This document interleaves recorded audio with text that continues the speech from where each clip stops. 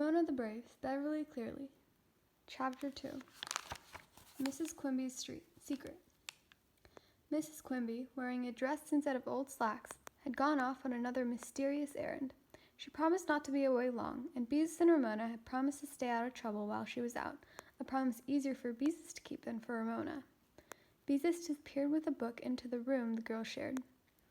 Ramona settled herself at the kitchen table with papers and crayons to draw a picture of the cat on the label of a can of Puss in Boots cat food. Ramona loved that jaunty booted cat, so different from old Picky Picky, who spent most of his time napping on Beezus' bed. The house was quiet. Ramona worked happily, humming a tune from a television commercial. She used a pencil to draw cat fur because she could draw finer lines with it than she could with a crayon.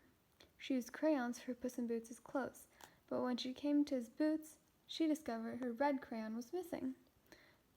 Most likely she had left it in her room. Beezus, have you seen my red crayon? The girls had made an agreement that Ramona could call her sister Beezus at home, but in public she had better remember to call her Beatrice or look out. Without looking up from her book, Beezus waved her hand in the direction of Ramona's bed. Peace between the sisters could not last. Ramona saw the broken remains of her red crayon lying in the middle of her bed. Who broke my crayon? She demanded. You shouldn't leave your crayon on other people's beds where it can get sat on. Beezus did not even bother to look up from her book. Ramona found this answer most annoying. You should look where you sit, she said, and you don't have to be so bossy. This is my bed. Beezus glanced at her sister. You have your own half of the room. I don't have any place to put anything. Pooh, said Beezus, you're just careless and messy. Ramona was indignant. I am not careless and messy. Picky Picky woke up, leaped up from Beezus' bed, and departed, tail held straight. Picky Picky often made it plain that he did not care for Ramona. Yes, you are, said Beezus. You don't hang up your clothes, and you leave your toys all over. Just because the clothes bar is easy for you to reach, said Ramona, and you think you're too big for toys. To show her sister that she did pick up her things, she laid the pieces of broken crayon in her drawer on top of her underwear. She had lost interest in crayoning. She did not want to color boots with the rough ends of a broken crayon. Besides, said Beezus, who did not like to be interrupted when she was deep in a good book, you are a pest. Pest was a fighting word to Ramona, because it was unfair. She was not a pest, at least not all the time. She was only littler than anyone else in the family, and no matter how hard she tried, she could not catch up. Don't call me a pest, she shouted, or I'll tell Mama you have lipstick hidden in your drawer. Beezus finally laid down her book. Ramona Geraldine Quimby. Her voice and manner were fierce. You're nothing but a snoop and a tattletale. Ramona had gone too far. I wasn't snooping. I was looking for a safety pin, she explained, adding, as if she were a very good girl, and anyway, I haven't told Mama yet. Beezus gave her sister a look of disgust. Ramona, grow up. Ramona lost all patience. Can't you see I'm trying? She yelled at the top of her voice. People were always telling her to grow up. What did they think she was trying to do? Try harder, said Beezus' heartless answer, and stop bothering me when I've come to the good part in my book.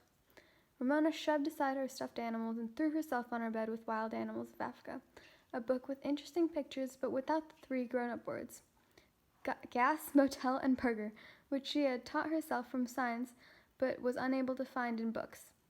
The book fell open to the page that she looked at most often, a full-page colored photograph of a gorilla. Ramona stared briefly and intensely at the gorilla, taking in his mighty body covered with blue-black hair, his tiny eyes, the dark haze of his nostrils, his long and powerful arms with hands like leather that hung almost to the ground. With a satisfying shiver, Ramona slammed the book shut.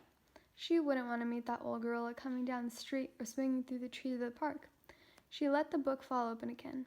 The gorilla was still there, staring out at the page with fierce little eyes. Ramona slammed the gorilla in again. When Ramona was bored, she enjoyed scaring herself. Ramona, do you have to keep slamming that book? Asked Beezus. Ramona slammed the book a few more times to show her sister she could slam the book all she wanted to. Pest, said Beezus to show Ramona she could call her a pest if she wanted to. I am not a pest, yelled Ramona. You are too a pest, Beezus yelled back. Ha, thought Ramona, at least I got you away from your old book. I'm not a pest, and you're just bossy, she shouted. Silence, varlet, commanded Beezus. Yonder car approacheth. Our noble mother cometh. People talk like that in the books Beezus was reading lately. Ramona thought Beezus was showing off. Don't you call me a bad name, she shouted, half hoping her mother would hear. In a moment, Mrs. Quimby appeared in the doorway. She looked angry. Beezus shot Ramona an "It's all your fault" look. Girls, you can be heard all over the neighborhood, said Mrs. Quimby. Ramona sat up and looked virtuous. Beezus called me a bad name. How would you know, said Beezus. You don't even know what varlet means.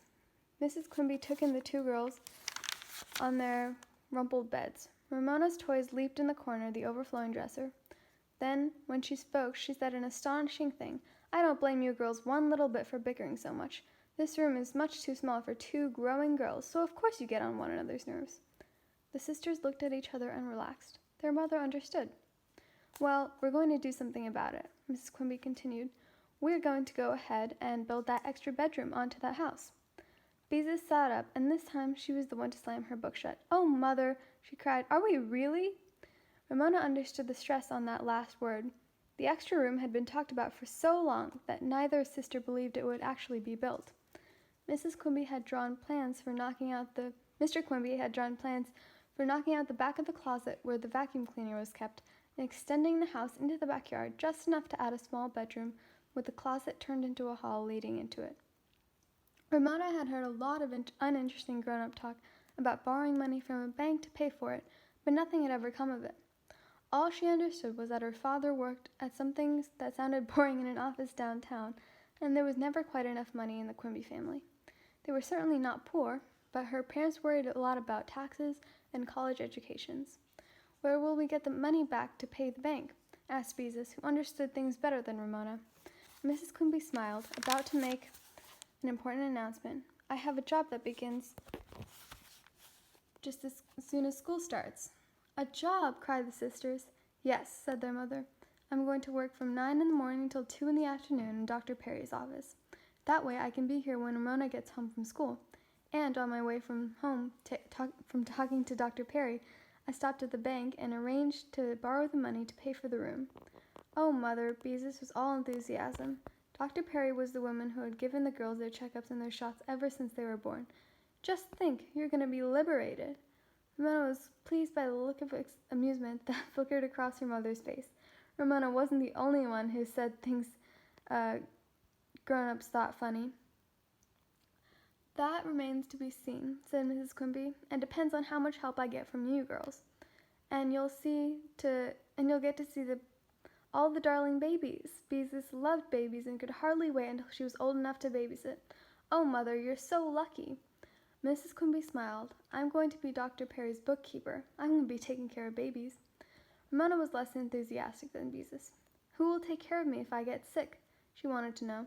Howie's grandmother, said Mrs. Quimby. She's always glad to earn a little extra money. Ramona, who knew all about Howie's grandmother, made up her mind to stay well. Who will bake cookies? She asked. Oh, cookies. Mrs. Quimby dismissed cookies as unimportant.